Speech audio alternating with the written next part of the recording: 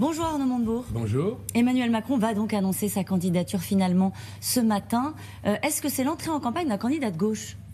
J'ignore qui est Emmanuel Macron, quelles sont ses orientations.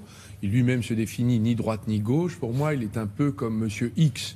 Il a une équipe de campagne très étoffée, la quasi-totalité des magazines, beaucoup d'organes de presse. C'est le candidat des médias? C'est le candidat des médias. Il reste à démontrer qu'il a des propositions pour transformer le pays. Donc je lui souhaite bonne chance. C'est le candidat des médias ou c'est une bulle médiatique? C'est pas la même chose? C'est le candidat des médias puisqu'il en est à sa 75e une de magazine sans avoir fait une seule proposition. Donc moi j'attends les propositions, je souhaiterais d'ailleurs qu'on en débatte. C'est nécessaire pour transformer le pays. Les propositions que je formule sur le terrain provoquent l'engouement populaire, les salles sont pleines. Évidemment, seule la presse régionale s'intéresse à ma candidature, pas la presse nationale. Donc il y a donc ce matin. Non, il y a le problème médiatique qui est un problème mondial. C'est-à-dire que finalement, quelques organes de presse décident de s'emparer des choix politiques. Il y a d'ailleurs des arrière-pensées parce qu'il y a des actionnaires derrière ces médias. Et ça pose le problème de la liberté de choix dans une démocratie contemporaine. C'est plutôt bien de ne pas être le candidat des médias si on voit ce qui s'est passé aux États-Unis. Écoutez, moi, ce que je souhaite, c'est que nous ayons finalement des débats structurants. Le pays est en grave difficulté. Nous avons donc besoin de construire non pas des choix pré-empaquetés, mais des choix sur des orientations. Et ça va être... on a besoin de cette démocratie-là. Le pays est en difficulté, la gauche est aussi en difficulté. Le premier secrétaire du Parti socialiste, pour commenter l'entrée en campagne d'Emmanuel Macron, a dit « C'est embêtant, on l'a connu plus inspiré ». Est-ce que c'est un problème pour la gauche? Je ne crois pas. Je crois que le processus, d'ailleurs, que la gauche doit engager, le processus de rassemblement.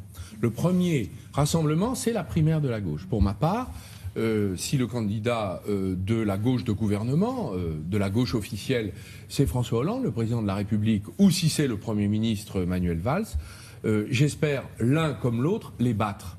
Car il s'agit de tourner la page du quinquennat et d'ouvrir un chemin stratégique de l'unité des gauches, avec les autres gauches, y compris Jean-Luc Mélenchon, le Parti communiste, les Verts. C'est le chemin qu'avait tracé François Mitterrand en 1980, Lionel Jospin en 1997. C'est la seule clé de la réussite de la gauche l'année prochaine, en 2017. Et c'est ce que j'ambitionne de faire. D'ailleurs, beaucoup des candidats, que ce soit le président de la République ou le Premier ministre, n'ont pas de chemin stratégique. Vous les mettez dans le même sac, pardon, Arnaud Montebourg, l'un et l'autre. Peu importe, au fond, c'est juste une question de personne. Ce sera le même bilan, il faudra l'assumer de la même manière. Vous l'avez dit, d'ailleurs, la rupture politique, ce n'est pas une rupture avec des personnes, mais avec des orientations politiques. L'austérité qui a été menée jusqu'au bout avec des résultats catastrophiques, les choix d'atteinte aux valeurs de la gauche, le résultat désastreux de la loi travail, tout cela, ça a été le point de désaccord à partir duquel des ruptures. Vous avez été comptable de certains de ces choix. Mais parfaitement, madame. Voilà. Et d'ailleurs, je vais vous dire, je suis très fier d'avoir lancé la politique du Made in France. Je regrette qu'une seule chose, c'est qu'on ne l'ait pas portée au plan européen. Ça n'a pas été possible. Pourquoi? Parce que finalement, on a tout accepté de l'Union européenne. Et c'est là un des points sur lesquels il va falloir rassembler la gauche. Une Europe différente. Une Europe, d'ailleurs, dans laquelle il va falloir prendre des mesures assez sévères, assez sérieuses, pour la restructurer durablement. Vous étiez prêt à...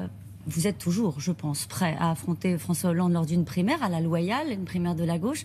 Est-ce que ça change les choses, que ce soit au fond Manuel Valls, si c'est le cas? Vous le connaissez bien, Manuel Valls. Vous avez été l'un de ceux même qui l'a installé, qui a contribué à l'installer à Matignon. Est-ce que vous pensez qu'il peut laisser passer le train de 2017? Madame Roux, je n'ai installé personne. C'est le président de la République qui nomme par décret dans la Constitution le Premier ministre. Vous l'aviez soutenu à cette époque-là? Il est venu me voir. Il était soutenu par la quasi-totalité du gouvernement. On m'a posé la question. J'ai dit, il y a juste un problème, c'est que les orientations économiques doivent changer. Elles ont changé pendant 3 mois et ensuite, nous connaissons la suite. Manuel Valls, eh bien, moi, je crois que je suis disponible pour mener le débat sur les orientations politiques du pays. Je crois que la gauche est passée du renoncement au reniement. Et finalement, les Français, aujourd'hui, rejettent la gauche de gouvernement, non pas parce qu'elle a le sens des responsabilités qu'il faut avoir, mais parce qu'elle ne respecte pas ses propres valeurs.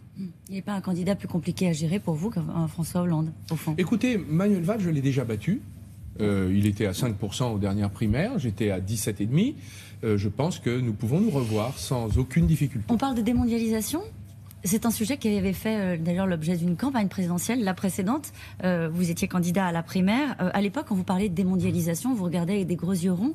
Aujourd'hui, Donald Trump a ouvert un débat sur le retour au protectionnisme. On reparle de hausser les droits de douane de manière spectaculaire, 45% avec la Chine, 35% avec le Mexique. On ne sait pas s'il le fera.